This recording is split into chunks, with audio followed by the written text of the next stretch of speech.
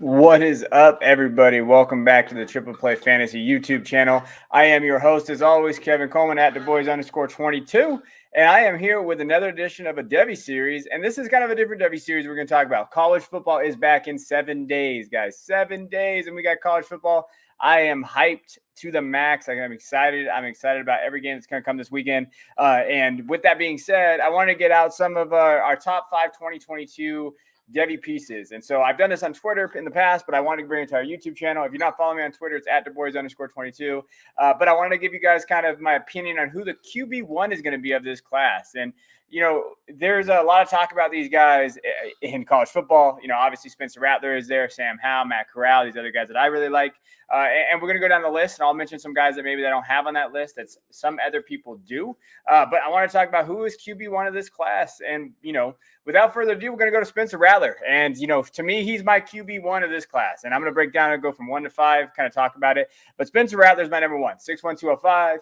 When you watch him play, the things about him, you know, last year's 2020 stats, he started off a little slow, but then he popped out. He had 3,000 yards passing, 28 touchdowns, 7 interceptions, 160 yards rushing, and 6 touchdowns. Not a big rusher, as we talk about, like he doesn't have that ability. But when you watch his tape, there's a lot of things to love. First of all, that release, man. You see this release right here to Marvin Mims Jr., excellently released. He's got great arm strength. And when you watch him play, he has that. And then this is the other stuff. Functional athleticism, gets out of the pocket, keeps his feet moving. Again, not a burner, but he's able to make plays. He shows pretty good mobility and really good in the pocket.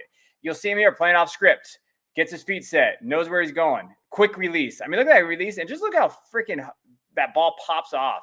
He's got the arm strength that you would love to see. He's got that release, arm strength that's there. I think those are the things I like about it. He can make unconventional throws as well. He can get it on a dime. He's got good accuracy. You'll see him in the pocket here, making things happen, able to find his tight end there. You'll see it there, Stogner. Watch Austin Stogner. Going to have a good year this year. But, again, he does have that ability in the pocket to make things happen. Not going to be a huge burner, guys. Okay, so when we're talking about Timecodes stuff, what we talk about with our Russian quarterback, it's not going to be there. But he does the little things. But that release is kind of what separates him. He's in Oklahoma's offense, and we talked about this recently on a devy show that I was on. How many touchdowns is he going to throw? Over, under 45? Man, the over is looking really good. Total touchdowns too. Like, he's going to be an absolute stud. And for me, I think he's a QB1 right now. The biggest things about him, like negatively, is, you know, he needs to improve his decision making at times.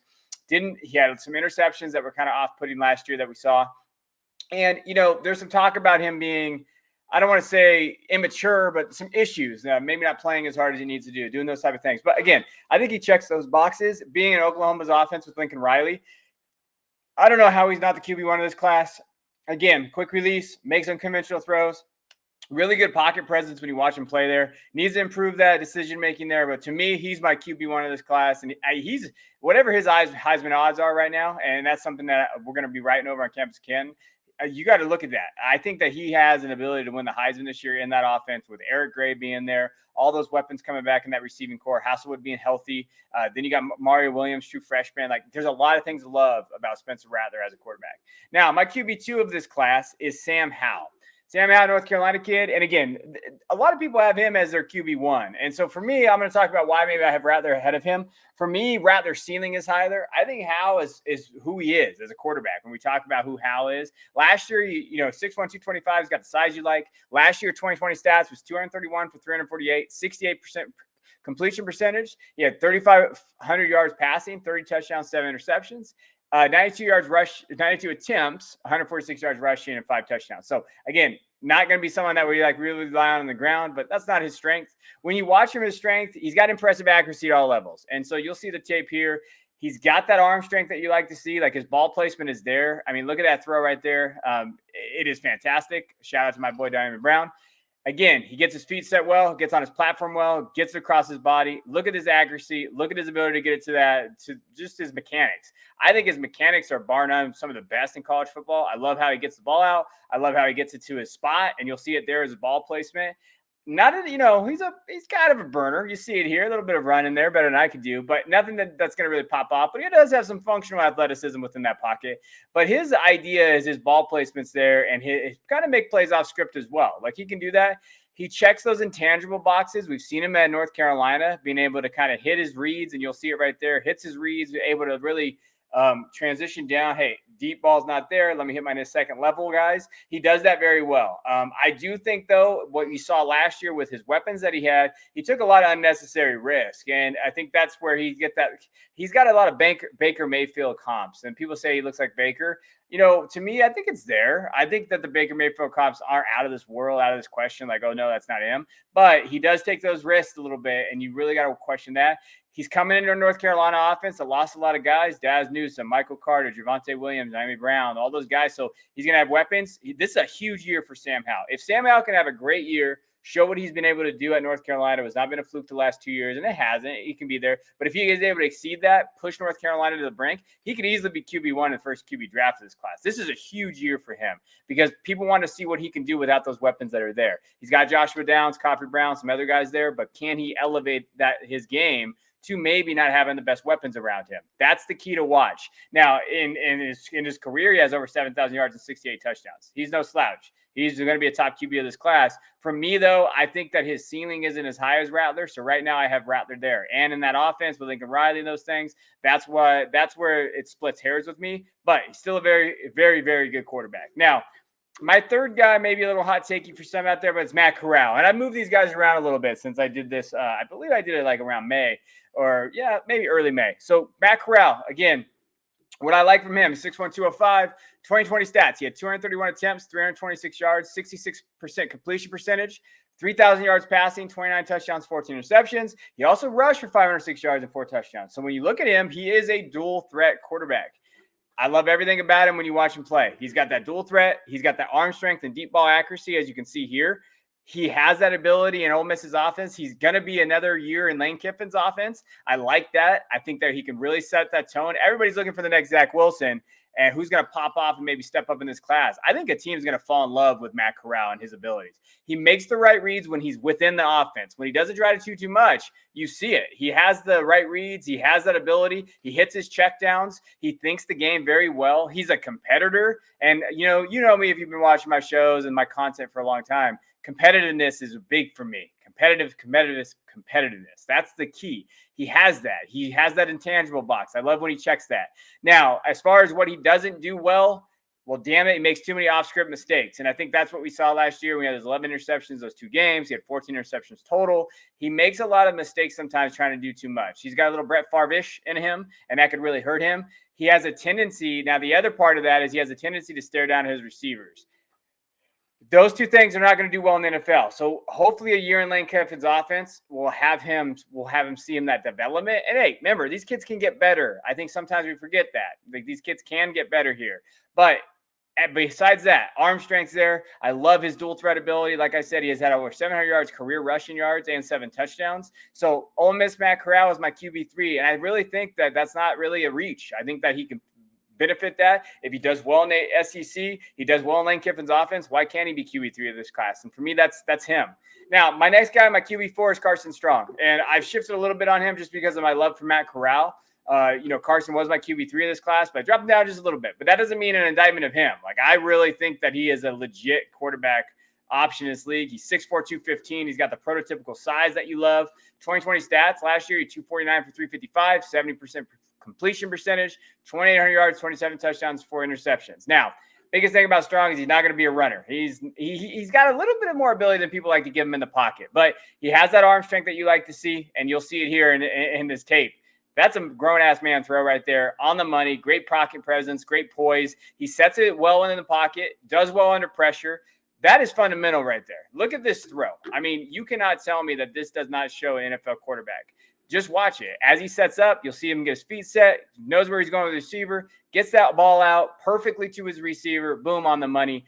That's the kind of throw that makes you think, man, he's an NFL-type quarterback. And he is. Again, has good accuracy, finds his receivers on the sideline, excellent, over-the-shoulder toss here. Again, here in the corner of the end zone, he has accuracy that you like to see. He had improved decision-making last year, as we looked at, only 4 interceptions compared to 7 the year before.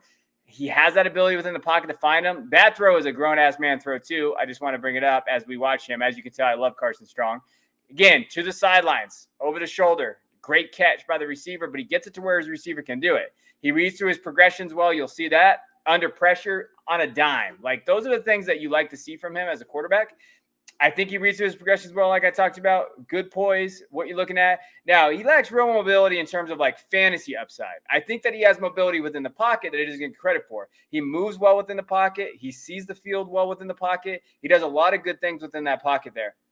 Now, the other question mark is like, hey, playing the Mountain West, as a Mountain West guy, I know that they don't have the best competition here, easy schedule, those type of things. But as we've seen with Zach Wilson, these other guys, it doesn't necessarily matter. Does he have the tools? I think he does have the tools to be a QB, top 5 QB of this class.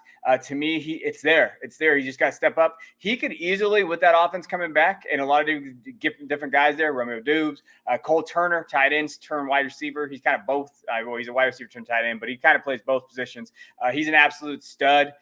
Just don't ask Alfred from Campus to Canton. He's a hater for some reason. But those guys are legitimate weapons on that outside that he has. He could easily get into the New Year's Six Bowl, and they could be that sleeper team, and that's going to vault his draft capital up. I think Carson Strong has first-round draft capital ability. That's my opinion based on what he has shown this last year. Now, this is a big year for him. Obviously, he can't lay a dud in the Mountain West, but if he does and he competes and he gets his team to maybe a New Year's Six Bowl or a different big bowl game, 10 wins, we're talking about a first-round quarterback. Now, my QB5 is Jayden Daniels, Arizona State. And I'm not ready to give up on Jayden Daniels like some people are. You know, he's 6'3", 185. So obviously when we're talking about him, it's all about that size. If he can get to 200 pounds, which the reports in camp have said that he has gotten to, then I'm all on board with him. College stats, 254 for 422, 60% completion percentage, 3,600 yards, 22 touchdowns, 3 interceptions. His college stats, 158 attempts, 578 yards, and 7 touchdowns. He has shown that he's a true dual threat athlete, and he was one of the top dual threat quarterbacks coming in his class. Now, if we watch what he does well, as I've talked about it before, he's a top-level athlete. You'll see it here, Konami, everything you want to know for the Russian quarterback. He is that. For everybody talking about Malik Willis, this is Malik Willis, just better quarterback. I mean, that's what I'm saying. If you're touting Malik Willis as being a top 5 guy, why aren't you touting Jayden Daniels, who's younger, has shown that he's played at Arizona State in the Pac-12, has shown he gets good competition since he's a true freshman. He has the recruiting pedigree. He has everything there. I don't understand what the love is for Malik when Jayden can do the same things. And he may not be as fast, but he still has that threat, and he's a better quarterback. He can drive the ball downfield. You'll see it here. He reads defenses well. He makes good decisions. You'll see here as he knows, hey, you need man-to-man coverage, steps up in the pocket. He's gone. They needed a QB spy there. USC's defense, as we know, is not the greatest. But, again, this is kind of where he excels at. He reads defense well. He doesn't make a lot of mistakes, as you can tell. 3 interceptions in his career, and he started as a true freshman at Arizona State. That's saying something. That shows me that he can play this position. He's shown that he has the intangibles to play this position.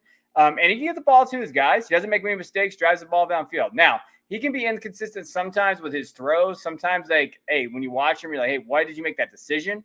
Why did you try to get the ball in that spot? But he can do it. It's just consistency matters. He had a really he didn't really have an up and down year last year because he didn't play very much because they didn't play because of COVID. But he has that ability. I'm all aboard the Jayden Daniels train. I think that we could be looking at him as being a top 5 guy in this draft. And if he has a good draft, dual threat, he leads the Arizona State to the Pac-12 championship game. Now we're talking about something here. But I don't know how you can tout Malik Willis and not tout Jayden Daniels. It just does not make any sense to me. I think it's just Malik Willis is the new toy. And Jayden Daniels has been doing it since his freshman year, and people question his weight. But, again, I understand that Malik Willis is a little bigger. But, come on. I mean, Jayden Daniels can have that. Now, the guys that I left off, Malik Willis, like I just talked about, I need to see more. I can't tout him being a top 3 guy until we show his consistency. Again, his schedule is super easy this year. It's even easier than Carson Strong's. So, I mean, he's not playing against top-notch competition. I need to see that his ability. Sometimes he may one throw. Consistency, I think, is going to be key for him. I think he's an amazing athlete. Can he make the throws consistently? That's my biggest question mark with Malik Willis. Other guys left off here, Keaton Slovis. I'm out on Slovis. I've talked about it. I just don't see the upside to him as a fantasy quarterback.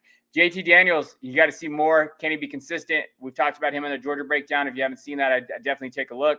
Just like a lot of these guys I've talked about on my devy breakdowns. But Keaton Slovis, to me, it's not there for fantasy. I'm out. Phil Jurkovich, I know from Boston College, is getting some love. But, again, I just don't think those type of quarterbacks are going to make it in the NFL anymore. I don't see him getting first-round draft capital. He's nowhere near my top 5. Desmond Ridder from Cincinnati, I heard getting some love.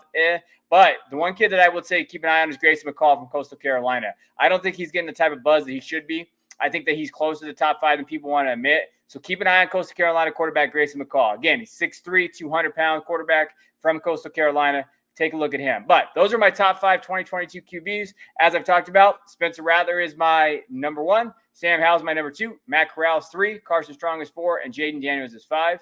As always, I appreciate you taking some time out. I'm going to be doing my running backs, wide receivers, and tight ends next before we start week 1 in 7 days. And I appreciate you guys tuning in so far. As always, hit that like button, hit that subscribe button. Follow me on Twitter at @DuBois_22. Until next time, I'll see you guys later.